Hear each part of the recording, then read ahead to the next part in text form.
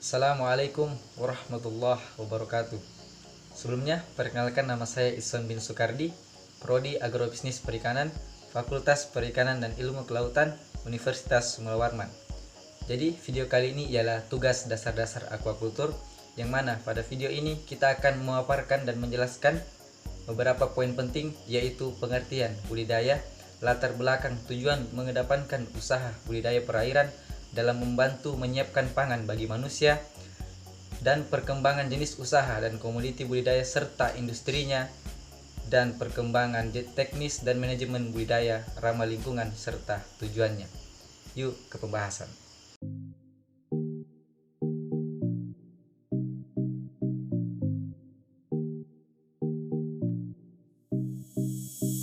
Pengertian budidaya. Budidaya perairan dapat dikatakan juga sebagai aquaculture, merupakan bentuk pemeliharaan dan penangkaran berbagai macam hewan atau tumbuhan akuatik dalam wadah terkontrol dalam rangka mendapat keuntungan atau profit. Kegiatan-kegiatan yang umum termasuk dalamnya adalah budidaya ikan, budidaya udang, budidaya tiram, dan budidaya rumput laut atau alga. Dalam aquaculture juga menyiratkan semacam intervensi dalam proses pemeliharaan untuk meningkatkan produksi seperti penebaran benih yang teratur, pemberian pakan, perlindungan terhadap pemangsa atau predator, serta pencegahan terhadap serangan penyakit dan sebagainya.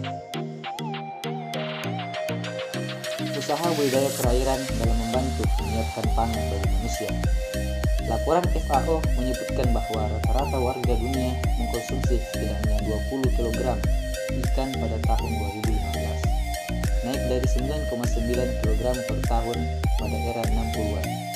Sementara di tahun 2030, tingkat konsumsi ikan dunia diprediksi akan mencapai 22,5 kg per kapita per tahun. Nilai ini diperkirakan akan memacu peningkatan produksi perikanan budidaya sebesar 170 juta ton atau naik 16% dari rata-rata kebutuhan pada kurun waktu tahun 2009 sampai dengan 2011.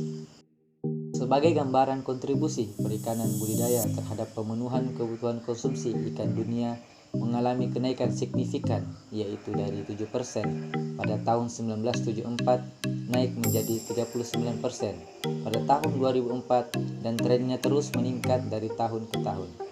Oleh karena itu, tidak salah jika FAO memprediksi ke depan perikanan budidaya akan menjadi barometer utama dalam menopang kebutuhan gizi berbasis ikan bagi masyarakat global.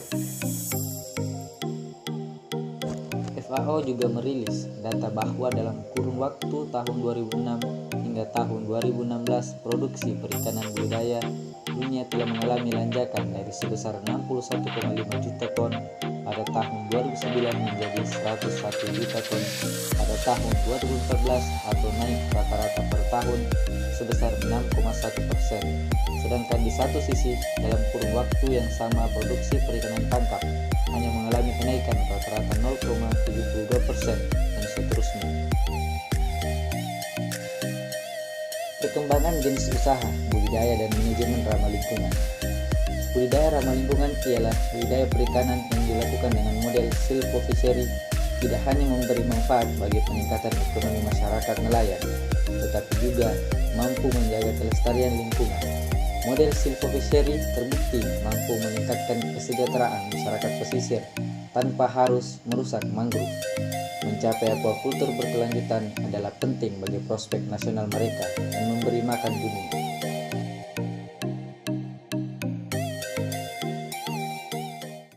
Terima kasih karena telah menyaksikan. Hidup mahasiswa.